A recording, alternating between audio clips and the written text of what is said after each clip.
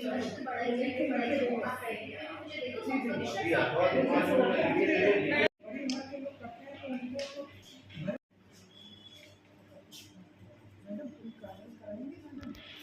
तबका उनका शरण के मारे कह नहीं सकता, ऐसे में मुझे तो प्लीज़ आप तो खुद महिला है।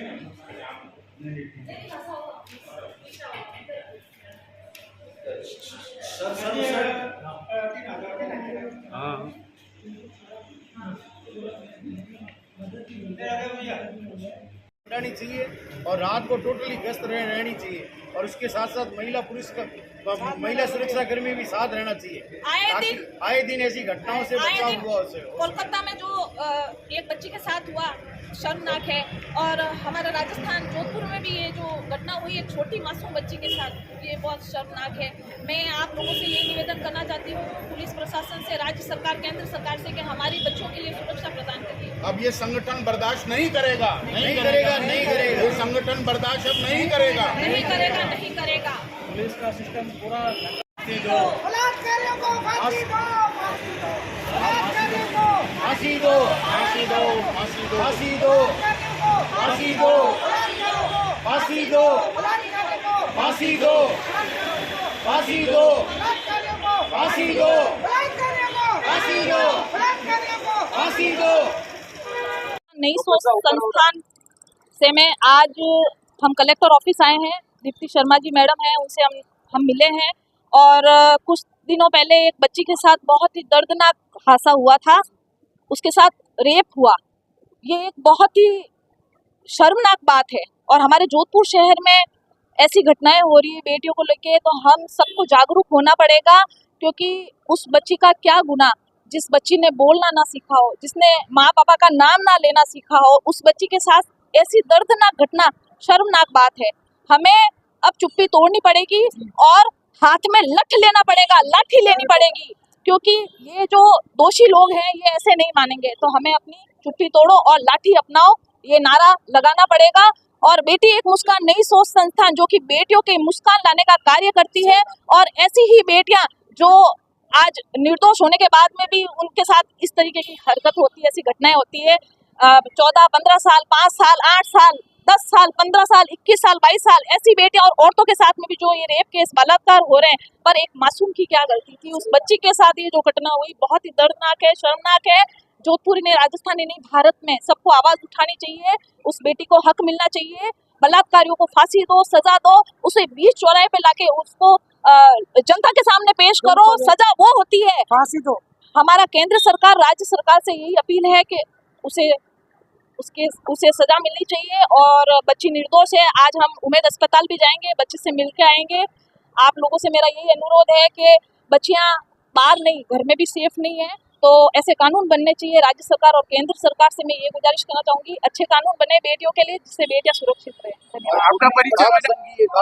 और जहाँ जहाँ जैसे गार्डन हुए, घर के आसपास हुए, ऐसी सख्ती होनी चाहिए, पुलिस गश्त होनी चाहिए, जिसमें पुलिस महिला कर्मी हो, जिससे हमारी बेटियां सुरक्षित रह सके और सिविल ड्रेस में हो। आपका परिचय मैम? बेटी एक मुस्कान नई सोच संस्थान की अध्यक्ष नेहा भंडारी। हो रहा है ये केस क्या है, इसमें कोई गरीब तबका भी नहीं, गरीब तबका, संपन्न पर घराने, सब लोग हैं इस तरह मिले हुए। दिन भर में घूमते रैकी करते हैं कि किस परिवार में कोई बच्चा है, किसको पकड़ना है, वो पूरी रैकी करते हैं। इसके लिए हम लोगों को भी, जनता को भी ये पूरी छूट दे देनी चाहिए कि देखो और उसको मारो वहीं जान से। पुलिस नहीं करेगी तो जनता करेगी।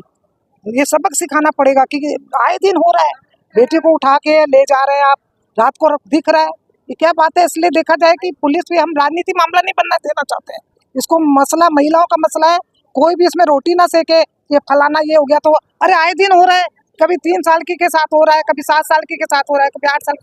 गश्त बढ़ जाए और शादी वर्दी में होना चाहिए। शादी में तो हम लोगों को हर मोहल्ले में एरिया वाइज एक चौकी खोल दो, जिसमें केवल शादी वर्दी में पुलिस गश्त करेगी। और वो जब सब कह रहे हैं रात को गश्त करती है पुलिस भी कई बार नशे में होती है, हमने देखा पुलिस भी नशे में होती है। वो क्या करेगी, 1-2 महिला करना चाहते, ताकि वो महिला बात कह सके। महिलाएं, मैं पूरी बात कह रही हूँ, अब बिल्कुल बर्दाश्त नहीं करेगा, सड़कों में आएंगे। अभी हम लोग ने तो शुरुआत करी कि देखते क्या होता है। सरेआम चौराहे में फांसी दो, नहीं तो डंडे से मार के हम मार देंगे। औरतें हैं और पुलिस करेगी, मारेंगे 1-2 जान, वो कि जाएगी, कितना हो गया। आपका परिचय? मैं उषा गर्ग, अभी हम लोग बेटी एक मुस्कान की तरफ से आए। कोर्ट एडवोकेट एसोसिएशन जोधपुर से हूँ। मैं एक एनजीओ से जुड़ी हूँ, बेटी एक मुस्कान नई सोच संस्थान, जिनके अध्यक्ष स्नेहा भंडारी हैं। तो जो 3 साल की बच्ची के साथ हुआ, ये एक बहुत ही घिनौना हरकत है। क्योंकि करने वाला, अगर वो बंदा सब्जी बेचने वाला बंदा अगर ये हरकत करता है, तो आप सोचियो कि 3 साल की बच्ची अगर सुरक्षित नहीं है तो 30 साल की कहाँ से सुरक्षित होगी। क्योंकि इसमें हमारा सारा जो प्रशासन है वो उसकी ढिलाई चल रही है। अभी सख्त प्रशासन होगा तो ही बच्ची अपना बचाव कर सकती है। हर जगह महिला असुरक्षित है। इसके पीछे सारी महिलाओं को एकजुट होकर उस प्रशासन का विरोध में सामना करना पड़ेगा। नहीं तो प्रशासन इसके महिलाओं के लिए अच्छी से अच्छी व्यवस्था करेंगे तो ही इन्हीं समस्याओं का समाधान हो सकता है। और ऐसी जो बलात्कार की जो घिनौनी हरकत करते हैं उनको तुरंत फांसी की सजा होनी चाहिए। बस तुरंत फांसी की सजा। आपका परिचय मैम? मैं advocate Kanta Rajpurohit, library secretary, Rajasthan high court advocate association.